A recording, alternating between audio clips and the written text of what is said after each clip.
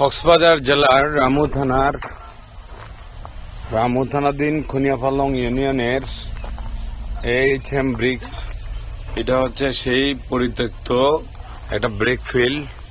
এখানে আপাতত এটা অনেক আগে অত্র মামলার বিবাদী শাহ আলম সাহেব করতেন মর্মে তথ্য পাওয়া গেছে, কিন্তু এই মুহূর্তে এটা পরিত্যক্ত কেউ করে না। বর্তমানে জনৈক হাবিবুল্লাহ নামের একজন ব্যক্তি এটা দেখাশোনা করছে এবং এখনো পর্যন্ত উনি আনুষ্ঠানিকভাবে ওনার কার্যক্রম শুরু করেন নাই মর্মে জানা যায়।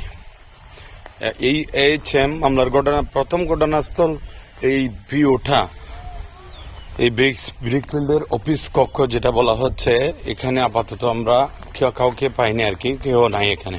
এই ব্রিকফিল্ডের অফিসে সামনে আমি আপনাদেরকে দেখাচ্ছি অফিসটা হচ্ছে যে এইচএম এর অফিস কক্ষ।